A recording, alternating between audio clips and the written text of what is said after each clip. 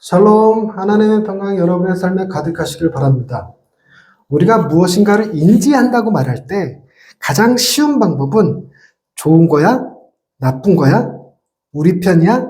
남의 편이야? 하는 이분법적으로 구분 짓는 것이 뭔가 인지하기 굉장히 쉽습니다. 그래서 어린 아이들을 양육할 때 아이들한테 항상 그런 구분을 주죠. 내 거 아니면 네 거. 좋은 일 아니면 나쁜 일. 이렇게 구분을 줍니다. 그래서 그게 우리의 인식을 가져다 주죠. 남자 아니면 여자, 부자 아니면 가난한 자, 이런 식인 겁니다. 그러다 보니까 어린 아이들한테 성경을 가르칠 때에도 아이들이 묻습니다. 우리 편이야?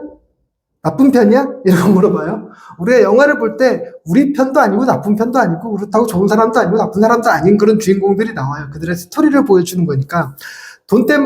돈을 횡령하는 경찰인데 악당 잘 잡으면 좋은 놈입니까? 나쁜 놈입니까? 그러니까 그 기준이 애매한단 말이에요.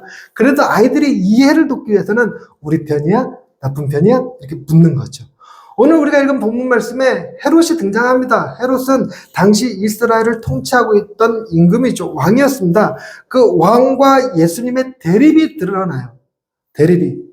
공교롭게도 지금 야당의 대표를 암살하겠다는 얘기가 있던데 비슷한 분위기가 있는 거예요. 헤롯이 예수를 죽이려고 합니다. 그러니까 여기서 피하십시오. 이렇게 얘기한다는 거예요. 그러니까 이제 이런 걸 아이들한테 설명할 때 애들아, 헤롯이 셀까? 예수님이 셀까? 누가 더 강할까? 여러분들 생각에는 누가 더 강할 것 같습니까?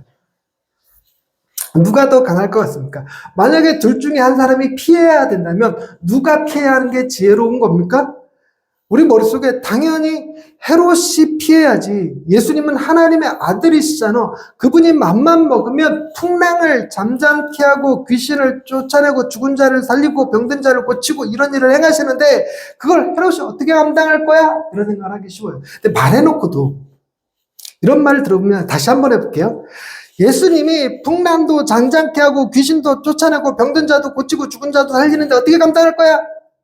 여러분, 위협적으로 들리십니까?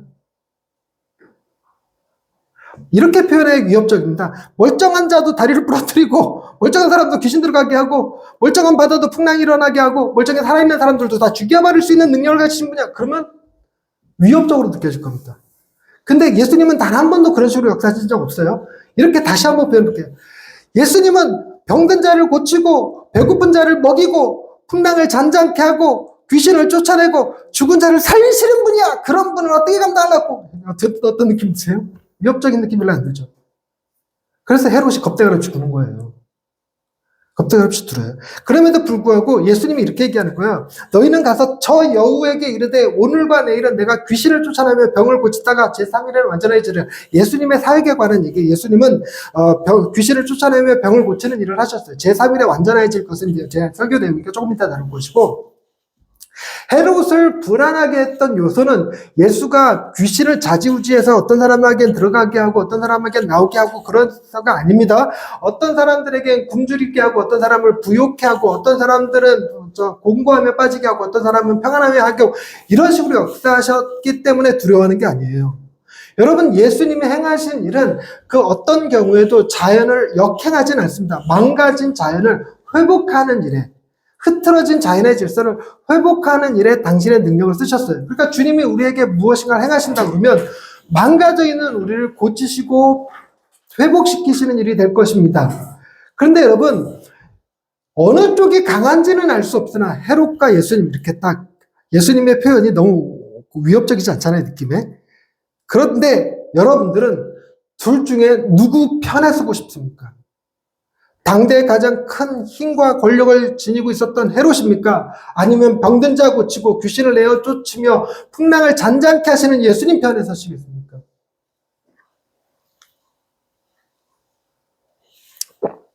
여러분의 최대 관심사는 평안한 일상입니까? 아니면 권력과 부입니까? 여러분들이 신앙생활하는 이유는 오늘 하루 내게 주신 것들에 대해서 만족하기 위함입니까? 아니면 내 욕심껏 구하여 하나님으로부터 무엇인가를 받으려고 하는 것입니까? 하나님이 내 욕심을 채우실 수 있는 권력과 힘과 모든 것을 가지신 분이기 때문에 나와서 엎드리는 것입니까? 아니면 하나님은 내 마음에 일어난 풍랑을 잔잔케 하시며 내 마음을 평온케 하시며 나로 하여금 만족케 하시며 나로 하여금 푸른 풀밭과 맑은 시냇물가에서 안전하게 하시기 때문입니까? 사실 조금 헷갈려요. 둘 다 있죠, 우리는. 둘 다 있습니다. 평안하고 싶고 부유하고 싶고 둘 다 있어요. 그러나 둘 중에 하나를 선택해야 된다면 저와 여러분들은 헤롯의 편이 아니라 주님의 편에 서실 수 있기를 바랍니다. 여기 타이밍이라는 게 딱 느낌이 오죠? 다시 한번 할게요. 뭔가 둘 중에 하나를 골라야 된다면 여러분은 헤롯의 편이 아니라 예수의 편에 서실 수 있게 되기를 바랍니다. 네, 그런데 우리가 예수의 편에 서고 싶어도 헤롯이 예수를 죽일 수 있다면 예수의 편에 서는 것이 쉽지 않아요. 그걸 누가 증명했냐면 예수님의 사역을 늘 옆에서 지켜보며 예수님으로부터 교육을 받았던 12 제자들이 증명하죠. 헤롯이 예수를 잡으러 오니까 많은 제자들이 예수를 버리고 도망갔어요. 명확하게 헤롯이 잡으러 온 것이 아니긴 하지만 어찌됐건 예수님을 잡으러 오니까 그 권력 앞에 폭력 앞에 다른 제자들 다 도망갔어요. 가룟 유다는 돈에 굴복했고요. 베드로는 위협 앞에 굴복했어요. 그렇게 대단할 것 같은 제자들도 예수님이 위험한 상황에 처하니까 예수님 편에 서는 일이 쉽지 않습니다. 여러분, 우리에게 이런 선택을 주지 않으시니 정말 다행이에요. 이런 선택을 주시는 거 아닙니다. 내가 힘들고 어려울 때 너 내 편 들래 안 들래? 이런 선택을 안 주죠. 시대를 우린 너무나 잘 타고 나서 예수 믿으면 직장에서 잘리고 예수 믿으면 친구들한테 놀림당하고 예수 믿으면 결혼도 못하고 병원도 못 가고 그런 사회에 태어난 게 아닌 것이 너무너무 감사한 일이죠.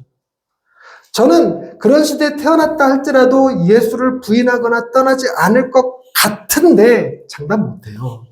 느낌만으로는 생각 못합니다. 베드로가 그랬거든요. 베드로는 절대로 주를 떠나지 않겠다고 그랬는데 막상 닥치니까 나 예수를 모른다고 3번이나 부인했거든요.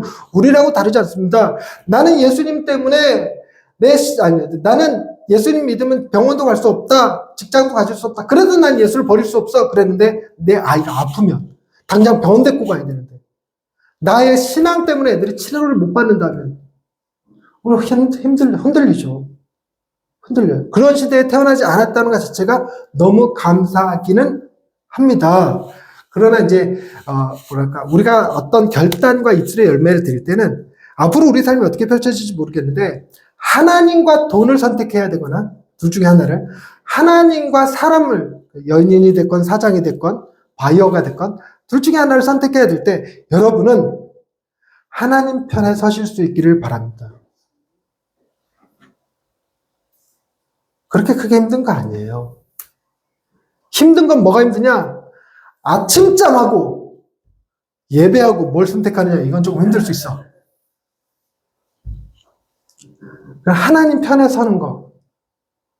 그게 가능한 이유는 하나님이 나를 당신의 편으로 받아주셨기 때문입니다. 근데 헤롯은 우리가 간다고 해도 우리를 자기 편으로 받아주거나 그런 건 아니에요. 자기 편이 필요한 게 아니기 때문에. 헤롯에게 필요한 편은 로마 황제입니다. 로마 황제가 자기를 지지해주는 게 필요한 거죠. 그런데 하나님은 우리를 받아주셨어요. 우리 눈에 헤롯보다 더 위대하신 분, 더 아름다우신 분, 더 놀라우신 분이 우리를 당신의 편으로, 당신의 자녀로 용납하시고 받아주셨습니다. 하지만 그 과정에 대해서 오늘 예수님이 약간 지탄하는 말씀을 하세요. 34절입니다. 예루살렘아 예루살렘아 선지자들을 죽이고 내게 파송된 자들을 돌로 치는 자여 암탉이 제 새끼를 날개 아래에 모음같이 내가 너희의 자녀를 모으려 한 일이 몇 번이냐? 그러나 너희가 원하지 아니하였도다. 이렇게 약간 질투하시죠. 책망하시죠. 여러분 요지는 이겁니다. 내가 너희에게 여러 번 기회를 줬고 여러 번 살 길을 주었고 여러 번 사람들을 보내서 너희들을 깨닫게 주었어. 마치 암탉이 지 새끼를 품듯이 내가 너희를 품은 게 도대체 몇 번이야. 근데 왜 자꾸 배신하고 배반하고 왜 자꾸 떠나가고 우상 숭배하고 왜 제약 가운데 살아가? 이런 얘기입니다. 여러분 이 정도 되면 예수님이 포기할 만도 하지 않을까요? 그런데 여러분 예수님이 지금 헤롯 앞에 저 여우에게 이르라 내가 오늘은 귀신을 쫓아내고 내일은 병든 자를 고치다가 제3일에는 완전해지리라 라고 말씀하시는 이 상황은 여러분 포기하셨다는 거예요? 안 했다는 거예요? 안 했다는 거예요. 선지자들, 제사장들로 안 되면 누가 친히 오셔? 그분이 친히 오셨어요. 그분이 친히 오셨는데 그분을 세상이 알지 못했던 겁니다. 그분을 세상이 제대로 이해하지 못했어요. 헤롯의 눈에는 자신의 인기를 빼앗아가는 사기꾼 같은 존재예요. 병든 자 고친다지, 귀신 들린 자 고친다지. 그러니까 사람들이 점점 그에게 몰려드는데 그러다 자신의 입지가 좁아지니까 제거해야 될 대상으로 여겼던 거죠. 그러나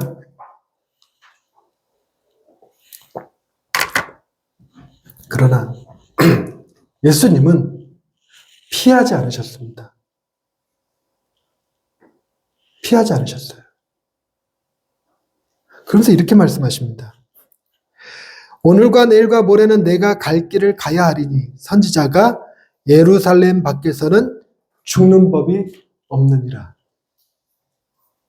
여러분 이번에 우리 계엄령 사태를 경험하면서 계엄령이 땅 터지니까 너무나도 다행스러운 건 이제 국회의원들이 국회의사당으로 몰려들어서 계엄을 해제한 건데 몇몇 사람들은 저 땅끝 마을까지 도망을 갔다는 얘기 들어보셨죠? 몇몇 사람들, 유명한 사람들. 네. 그러니까 정말 그 체포 명단에 있는 정치인 아닌 사람들 명단에 보면 그런 사람들은 얼른 도망갔다고 그래요. 지금 헤롯이 지금 죽이겠다라고 얘기하고 그것을 누가 알려줬는데 예수님이 가야 되는 곳이 어딘지는 정확히 알 수 없을지라도 가지 말아야 될 곳을 하나 꼽으라 그러면 어딜까요? 이게 예루살렘이거든요. 헤롯의 코앞으로 가는 겁니다. 헤롯의 면전으로 가는 거죠. 헤롯이 얼마든지 마음만 먹으면 잡을 수 있는 곳으로 여러분 예루살렘이 오늘날의 우리 이 향남 땅보다 클까요? 작을까요? 작아요. 향남 땅보다 작아요. 어디 숨을 데가 있는 게 아니에요. 풀면 얼마든지 색출해서 잡아낼 수 있습니다. 오히려 그곳으로 들어갔어요. 여러분 그러면 우리 생각이 이런 겁니다. 우리가 생각하는 방식은 죽은 자 살리고 병든 자 고치고 귀신을 내어 쫓아놓고 이 헤롯에게 여우라고 말씀하시는 예수님께서 잡아 죽이겠다고 한다는데도 불구하고 담대하게 내가 예루살렘으로 들어갈 거야. 난 예루살렘 밖에서 죽는 법이 없어. 예루살렘에 들어갈 거야 하는 순간 무슨 생각을 하게 하시냐면 헤롯 쟤 죽었구나. 예수님이 헤롯을 가만두지 않으시겠구나. 예수님이 놀라운 방식으로 저 헤롯을 몰아내고 예루살렘을 다시 하나님의 도성으로 회복시키시겠구나라는 생각을 갖기가 쉬운데 묘하게 예수님의 대답은 예루살렘 밖에서는 죽는 법이 없다. 뭐 하신다는 얘기예요? 예루살렘 안에서 죽을 것이다 이렇게 얘기한다. 우리가 이제 성경을 읽으면서 이게 아무렇지도 않은 것 같아도 약간의 딜레마를 가져와요. 무슨 딜레마냐면 헤롯과 예수님이 좋은 편 나쁜 편 이렇게 갈라서서 이렇게 대치를 합니다. 예수님은 귀신도 쫓아내고 병든 자 고치고 풍랑도 잔잔케 하시는 분이세요. 심지어 죽은 자를 살리실 거예요. 그런 일을 하시는 분이 내가 예루살렘 안에 들어가서 죽겠다라고 말한다는 건 사람들이 쉽게 귀에 들어오지 않습니다.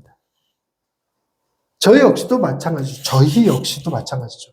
이런 본문 읽으면서 헤롯보다 강하신 나의 슈퍼스타 지저스 크라이스트, 예수 그리스도 이렇게 딱 하기에는 쉽지만 그런데 그분이 헤롯의 칼에 죽을 것이라고 헤롯이 내린 40대의 타형을 온몸으로 받아내야 되는 그런 분이셨다는 사실을 이해하는 건 쉽지 않아요.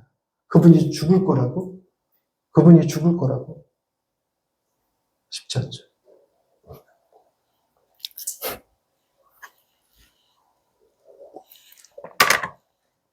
그런데 예수님이 사용하셨던 그 그림이 하나 있죠. 암탉이 제 새끼를 날개 아래 모음같이. 여러분 암탉이 제 새끼를 날개 아래 모아요. 솔개가 와서 새끼를 물어가려고 그래. 그럼 암탉이 자기 살라고 새끼 한 마리 봉양할까요? 아니면 지 몸으로 막았을까요? 지 몸으로 막아서 지가 죽을 거예요. 그런 이미지를 좀 줘요. 예수님이 내가 너희를 살리고 병든 자 고치고 귀신을 쫓아내도 나중엔 너희를 포기하지 않고 내가 내 목숨까지도 내어줄 거야. 이렇게 얘기한다는 거죠. 이런 일이 우리 눈에는 뭐로 연결되어져 있냐면 실패, 좌절, 절망이라고 하는 코드를 떠올리게 만듭니다. 하지만 예수님이 사용하신 워딩은 그게 아니었어요. 32절 말씀 한번 보세요. 너희는 가서 저 여호와에게 이르되 오늘과 내일은 내가 귀신을 쫓아내며 병을 고치다가 제3일에는 뭐 하여지리라? 완전하여지리라. 성경 보고 계시는 거 맞죠? 완전하여지리라. 그 완전함이 죽는 거랑 연결되는 단어였어요. 그런데 여러분이 혹시 관주 성경을 가지고 계시면 그 완전하다라는 말에 어떤 숫자가 써 있는 게 보이실 거고 그 숫자 밑에 따라가 보면 다른 말이 써 있는 걸 볼 거예요. 뭐가 써 있습니까?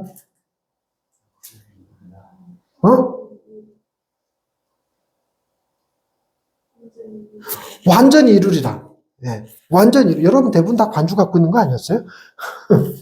완전히 이루리라. 즉 여러분께 표현하기에 따라서 내가 완전해질 거다라고 말하기도 하지만 완전을 이룬다라고도 표현한다는 거예요. 그런데 여러분 생각해 보시면 그 워딩이 예수님께서 귀신을 쫓아내고 병을 고치다가 온전히 이루겠다. 온전히 이루겠다. 이 말뜻은 무엇일까? 그 방법은 죽음과 연결되어 있지만 그 결과로서 이루어지는 완전함. 여러분, 제가 지금 말하는 능력이 딸려갖고 이걸 명확하게 드러내지 못해서 오는 그 답답함이 있어요. 그래서 제가 학원을 다니고 공부를 하고 스피치 훈련을 받고 그리고 제3일에는 비로소 완전해질 겁니다. 그럼 뭐 할 거라는 얘기예요? 말 잘할 거라는 얘기예요. 제가 작년에는 단어로 어버버버버 했습니다. 영어. 금년에는 문장으로 어버버버 하고 있습니다. 그러다가 나중에는 완전해질 겁니다. 그럼 뭐 할 거란 얘기예요? 네이티브 스피커가 될 거란 얘기예요. 지난번에는 다리를 고쳤습니다. 이번에는 허리를 고쳤습니다. 내일은 내가 완전해질 겁니다. 뭐 할 거란 얘기예요? 건강해질 거란 얘기죠. 여러분, 예수님이 병든 자 고치고 귀신을 쫓아낸 다음에 제3일에 완전해질 거라고 말씀하시는 것은, 여러분, 그래서 정리를 좀 하자면 누가 완전해진다는 뜻인 거예요. 그렇게 보인다는 거지, 자칫. 근데 예수님이 병든 자 고치고 귀신을 쫓아내고 그 다음에 완전히 이루겠다는 대상은 주님이 아니었던 거예요. 그거만 내가 딱 정리해서, 그렇지, 너희예요. 우리. 어제는 어버버 했는데 오늘은 좀 할 줄 아네? 내일은 완전하게 해줄게. 그럼 내가 완전해진다는 거야? 네가 완전해질 거라는 거야. 그런 뜻이에요. 그러니까 예수님이 지금 무엇인가 우리를 향한 당신의 사랑이 암탉이 제 새끼를 모음같이 그렇게 하고 계시면서 그분의 목적은 단순히 병만 고치고 귀신만 쫓아내는 것으로 끝내시는 게 아니라 그런 우리가 완전해지고 온전해지고, 여기는 완전이라고 할 거예요. 온전해지고 이렇게 하시는 것이 당신의 목적인데, 우리가 완전해지고 온전해지시는 일에 주님은 뭐 하시겠다는 거냐면 생명을 거시겠다는 겁니다.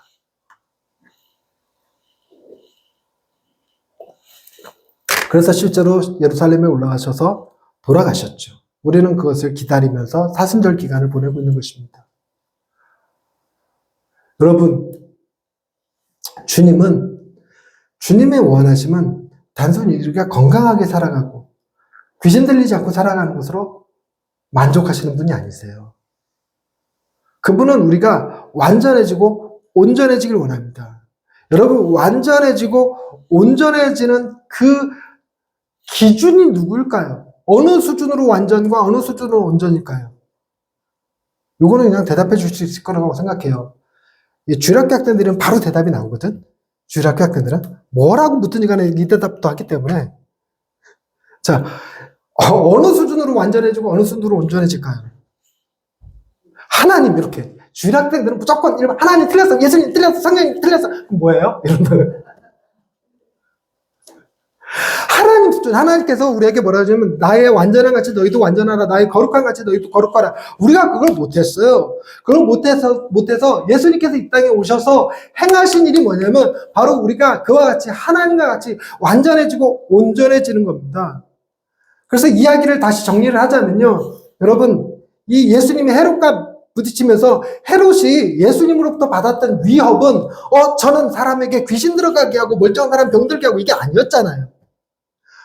멀쩡한 바다 풍랑이 이렇게 이게 아니었잖아요. 여러분, 예수님께서 행하신 일은 세상을 위협하는 일이 아니라 세상을 치유하는 일이었습니다. 세상을 치유하는 그 마음을 가지신 분처럼 우리가 완전해지고 온전해진다는 얘기예요.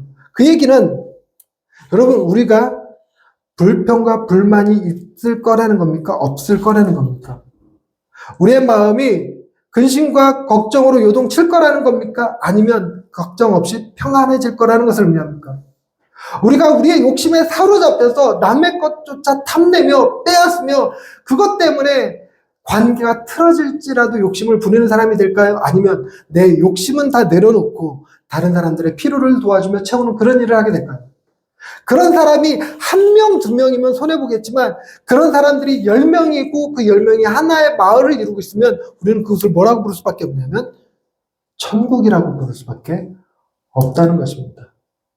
일단 저희 교회가 천국이었으면 좋겠습니다. 저희 교회가 병 낫는 거, 귀신 쫓아나가는 것에 만족하지 말고 단순히 예수 믿고 부자 되고 예수 믿고 성공하는 것에 만족하지 말고 온전해질 수 있기를 바랍니다. 완전해질 수 있기를 바랍니다. 우리가 가난하고 무능력하고 연약한 존재다. 그러면 우리 입술에서 뭘 빼놓지 말자? 감사와 기쁨을 놓치지 말자. 우리가 부유하고 능력이 많고 우리가 할 수 있는 게 많다. 그러면 우리는 뭘 놓치지 말자? 변호를 놓치지 말자. 요즘 수요일날 특별 공부반이 있어서 거기서 다 이렇게 훈련받으셔서 그래요. 네. 그게 온전한 거예요. 그게 완전한 겁니다. 그러니 내가 부유해지는 거, 건강해지는 거, 능력 많아지는 게 온전한 것이 아니라 내가 처한 상황에서 남의 부가 부럽지 않고 남의 것이 탐나지 않고 내 가진 것에 감사하며 기뻐할 수 있으면 돼요. 내가 부유한 사람이다. 그걸로 교만 떨지 말고 겸손할 줄 알면 됩니다. 그걸로 남들을 섬길 수 있으면 돼요. 그런 사람들이 함께 모여서 교회를 이루고 그런 교회들이 사회를 회복시키는 겁니다. 이 사회가 그렇게 돌아갔으면 좋겠어요. 약한 자들이 언제나 어떤 상황에서건 감사와 찬양을 잊지 않을 수 있고 강한 자들이 억압하는 것이 아니라 겸손하게 섬길 수 있는 사회가 되면 참 좋겠어요. 그 일의 시작이 어디서부터였냐?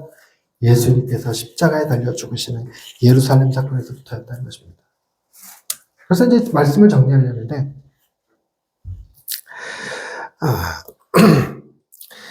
저는 설교 준비하면서 느낀 건 그거예요. 이거 틀림없이 맞출 수 있을 것이다. 맞출 수 있을 것이다. 그랬어요. 근데 이제 설교를 하면서 내가 설교를 잘했으면 맞출 건데, 약간 설교를 잘했나 이런 의심이 드니까, 과연 맞힐까 못 맞힐까 이런 생각이 듭니다. 그래서 여러분이 만약에 맞추면 내가 설교를 너무 잘한 거고, 여러분이 못 맞추면 여러분이 설교를 이상하게 들은 거예요.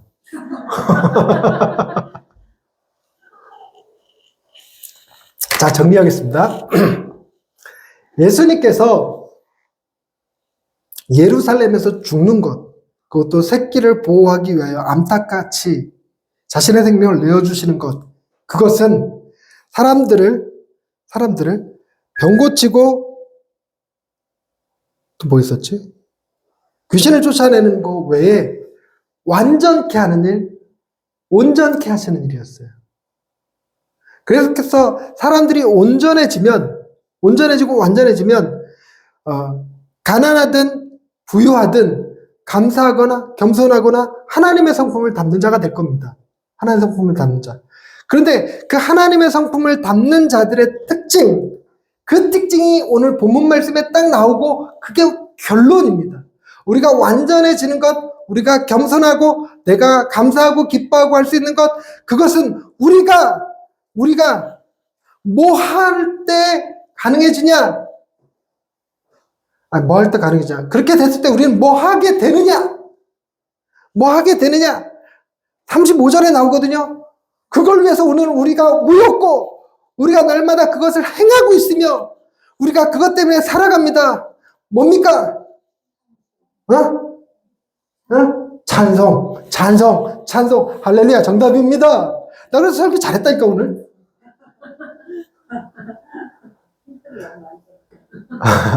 어떻게든 내 설교 잘하는 걸로 몰아가야지. 그대는 어떻게든지 망쳐놓으려고 하는구나. 우리가 완전하다는 건 내 입술에 찬양을 드리는 거예요. 여러분, 그 찬양이 아플 때, 힘들 때, 가난할 때 부르면 효과는 더 커질 겁니다. 그리고 그 찬양이 부유함과 능력이 있음에도 불구하고 자기가 전부가 아니라 자기 위에는 내 찬양을 받으실 분이 계신다라는 표현의 겸손이면 그것을 온전하다고 말한다는 것입니다. 근데 여러분, 설교가 여러분 온전해지십시오가 아니에요. 그렇게 할 수 없습니다. 주님이 십자가를 지신 건 바로 저와 여러분이 온전히 되게 온전해지게 하시려고 십자가를 지셨어요. 그 결과 오늘 우리는 오늘도 모여서 하나님 앞에 찬양할 수 있었던 것입니다. 이제 찬양 오늘 2곡 남았어요. 예배 후에 헌금송이랑 이제 파송의 노래 있죠. 집으로 돌아가는 길. 그 앞서서 우리가 이 6개의 찬양을 불렀는데 찬양합시다. 찬양하십시다. 찬양하는 예양의 식구들이 되십시다. 10시 50분에 찬양 드립니다. 할렐루야.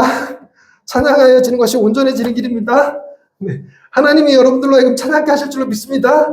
네, 말씀을 정리하겠습니다. 하나님은 우리를 온전케 하셔서 당신의 찬양을 받으시는 분이십니다. 기도하십시다. 하나님, 우리 힘으로는 감당할 수 없는 일들입니다. 우리는 주님을 사랑하기보다 돈과 힘과 권력을 더 사랑할 때가 많습니다. 우리는 주님의 편에 서기보다 내 이익과 유익을 지켜줄 만한 것들에 서기를 원할 때가 많습니다. 하나님, 그러나 우리의 눈을 열어서 우리를 온전하게 하시는 이는 오직 예수님뿐임을 보게 하여 주옵소서. 세상의 돈과 권력이 결코 우리의 마음을 풍요롭고 부유하게 만들 수 없음을 깨닫게 하시고 주님 안에 있을 때에만 비로소 우리가 마음의 안식을 누리며 진정한 찬양을 드릴 수 있음을 기억하게 하옵소서. 그리하여 주님을 찬양하는 예양의 식구들 되게 해 주옵소서. 예수님의 이름으로 기도드립니다. 아멘.